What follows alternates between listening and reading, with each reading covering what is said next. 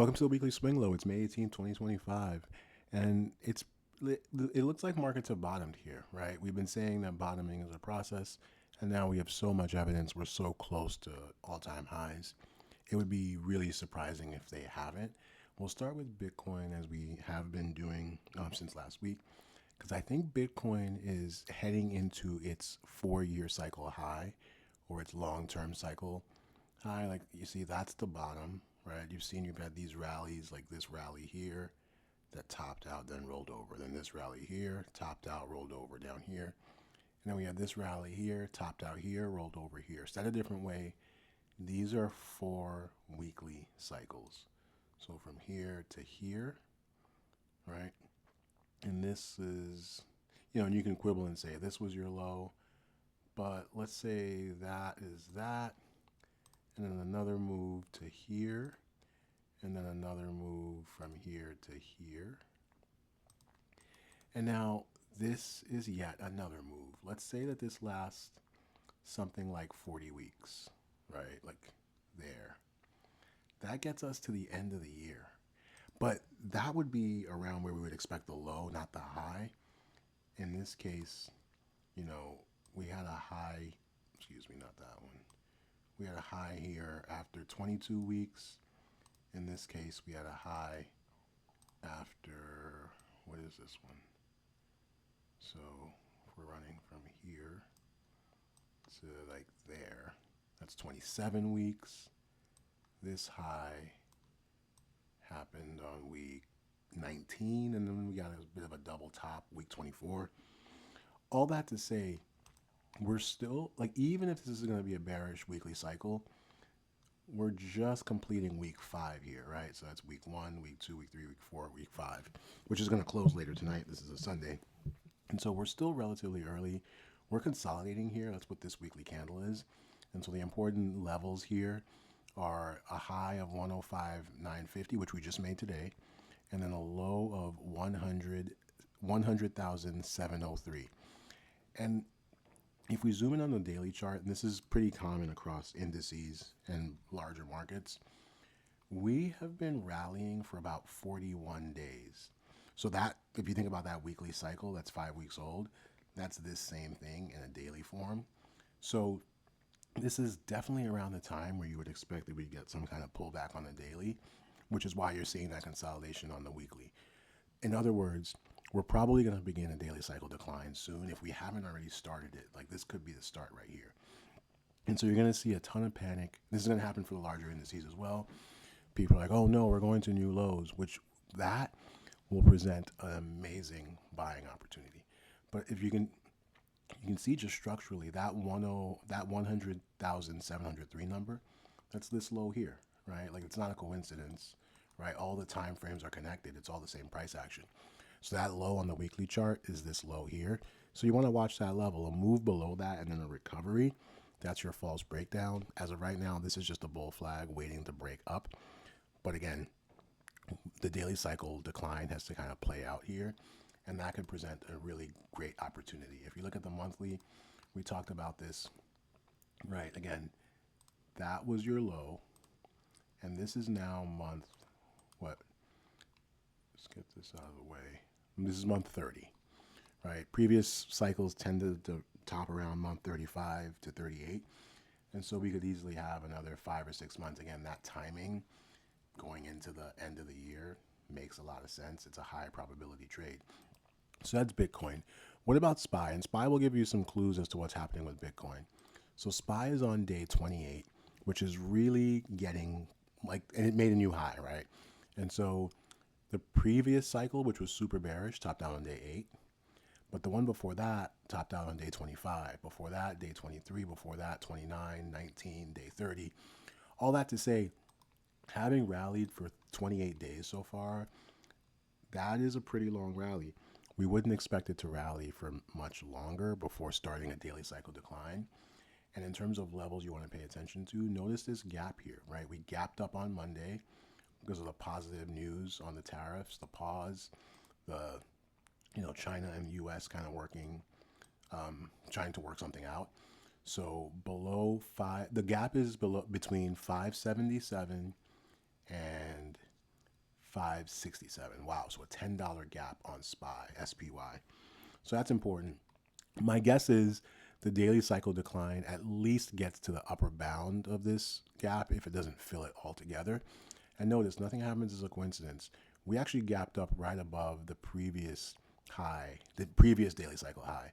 So that was the high we got back on March 25th, which started this cascade down into the April 7th low.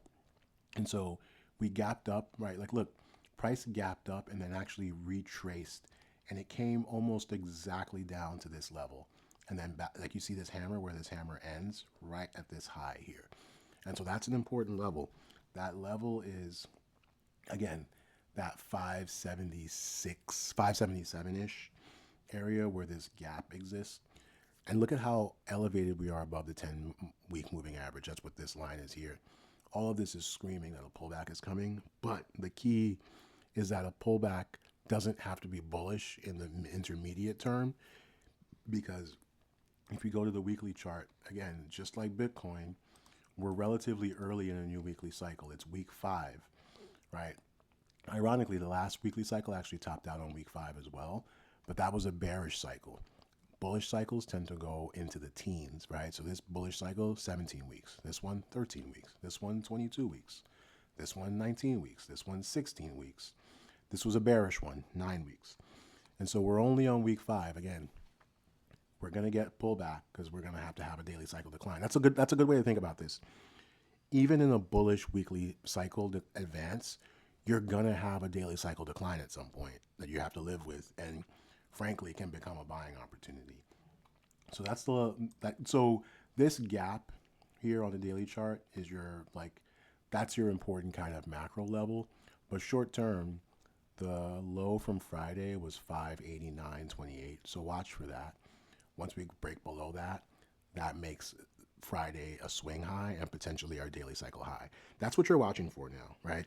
The next swing high that prints the next daily swing high has a very high likelihood of being the daily cycle high. So you want to watch for that.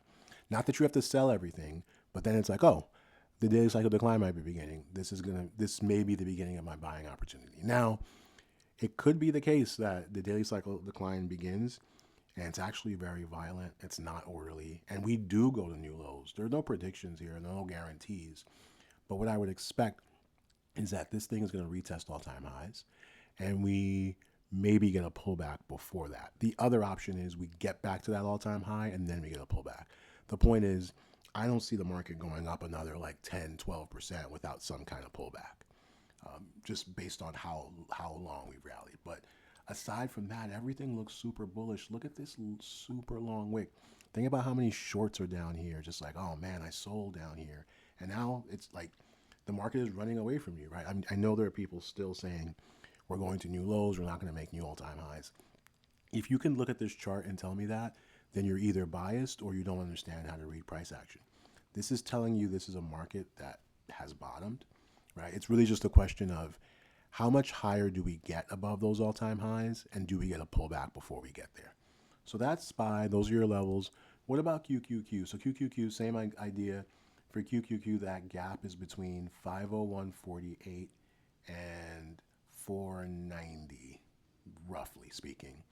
The low from Friday was 517.10. Oh, excuse me. Yeah, that's right. It's 517.10. So a break below that gives us a daily swing high. And of course, if we make another higher high, the swing high becomes active below that, the low of that candle. So, this is going to be a moving target. But again, monthly swing low is well in place, right? We'd have to break below 479 at this point to invalidate that monthly swing. So it's quite a bit down from where we are now. So looking pretty bullish here. What about the Dow? So the Dow, last we talked, hadn't made a monthly swing low. It has now. It has to remain above 423.12. And it's the same picture for all of these. We're late in the daily cycle. For the Dow, the low would be 422.50. So we cross below 422.50, we have a daily swing high. What about IWM? So IWM has a monthly swing so far. It has to stay above 203.33. Swing high on the daily becomes active below 207.78. What about SMH? So SMH, Swing. Oh, so SMH did not make a new high on Friday. Now that's a tell because SMH tends to top before the market does, and it tends to rebound before the market does. So it tends to lead the price action. So for SMH, the high it made was actually back on Wednesday, and so it would have to break below 245.60, and that would make Wednesday's candle a swing high. It would mean we already have started the weekly cycle decline. Conversely, if we can break above 247.61, above the high of this candle, that makes this a little lower, a little higher low, right? Higher than this low, higher than that low, and so that would be a pretty bullish sign. Very clear line in the sand for you for SMH. And again, similar move for all of these. Monthly swing low is in place above 216.61. So as if we do get a daily cycle decline, you want to watch those levels as we move lower. For the Dixie, we're still in our weekly cycle advance. We just completed week 4. Big upper wick candle, which means there was a pullback on the daily. So we're going to zoom in there. Our expectation is that this is going to be a bearish weekly cycle and it's going to roll over eventually. And that could mean that the daily cycle has already started to decline. So you have this high here on day 15, and we're now here on day 19.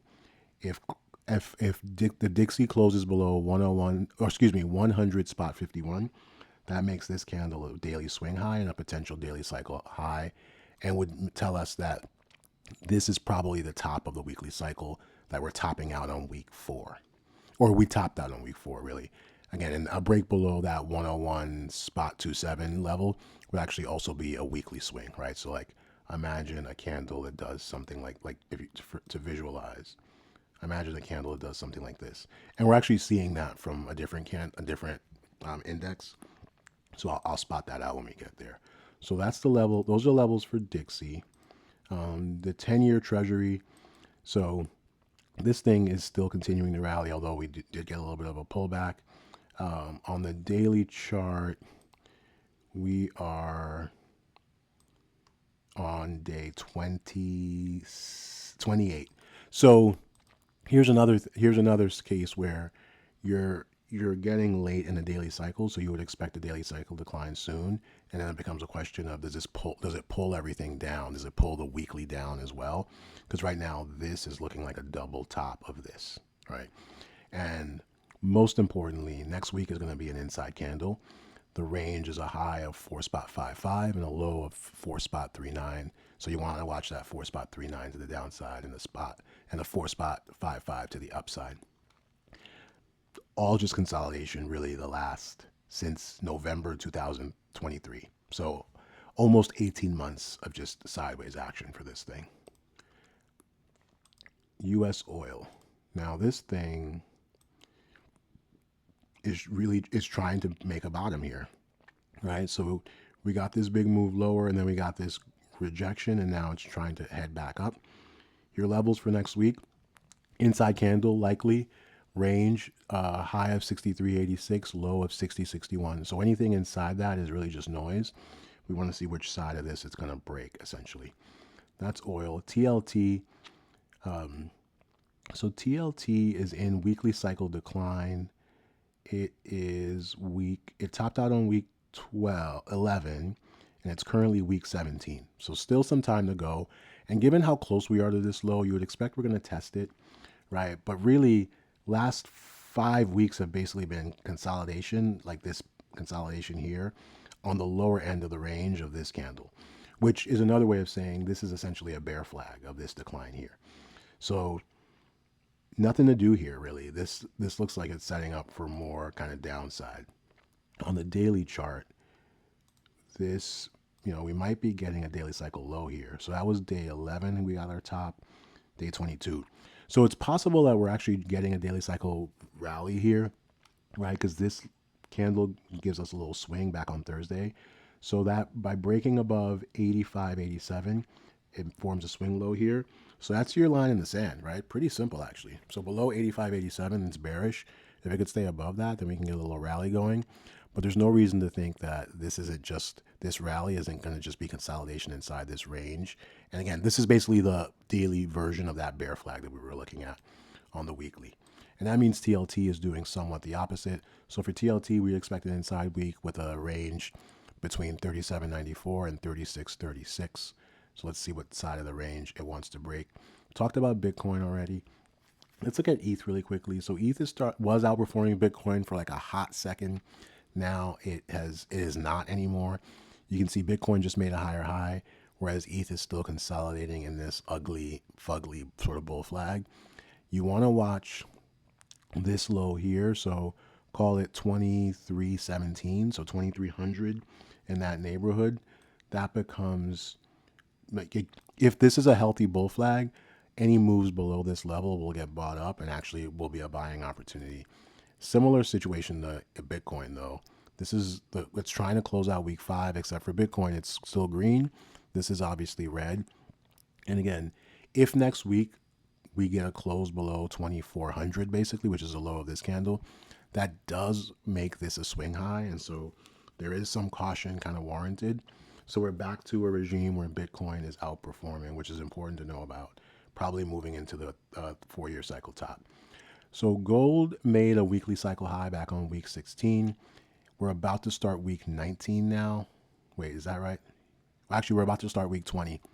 So at this point, its patience is required so just to be clear, that swing high is active below 3260. So below 3260, we have a weekly swing high in place. And on a daily chart, right, we do like if we can close above 3240, that makes this a daily swing low. That's the first move we need to tell us that the weekly cycle decline is over. At this point, you're just waiting for this thing to reverse and present a buying opportunity. And then similar to how Bitcoin is moving into the 4-year cycle high, I believe gold is moving into the 4-year cycle, the 8-year cycle high. You can see this on a monthly chart. So this is your, right, like this is month 32, right? And right now, or excuse me, this is month 33. April was month 32. And we're just inside the range of April, right? Like this big candle, big. And so at some point, this weekly cycle decline will end, and then we'll begin our advance into the 8-year cycle top, which we probably get sometime later this year, would be my guess. At much higher levels, maybe it closes out at 4,000. That's not out of the picture by any means. And I would say, as far as silver and GDX are concerned, you want to just watch cues from gold, right? Because silver is acting kind of bearish right now, to be honest. We're in this little consolidation range. I call it a high of 33.68 and a low of 31.66. Nothing to do until gold proves itself. And miners are in a similar boat. So miners topped out on week 16 just like gold, and they're consolidating here again just like gold. In this case, you've got this big candle that's kind of holding up this whole rally for the most part. So you wouldn't want to see this thing go any lower than the low of this candle without a quick recovery, that is. That's 40.26. That's still actually quite a bit of room from here to there. Let's see, if we were to get down, that's another 13%. So I think that would be kind of an extreme move lower, but prepare yourself for that. That becomes a buying opportunity, a break below that, and a recovery. And finally, let's quickly look at natural gas. So natural gas, and this is the one I was talking about, how you start a little weekly cycle rally and then wham. So this thing, by closing below 33.34, right? Like I'll just draw that here so it's like crystal clear. That is a weekly swing, right? High. Actually, this is a bearish outside candle, isn't it? So that's 3.77. That's 3.73. Yeah. So this is a bearish outside candle. So it makes a higher high above this candle and then makes a lower low. That's bad news. We would expect lower lows. We would expect a move down here.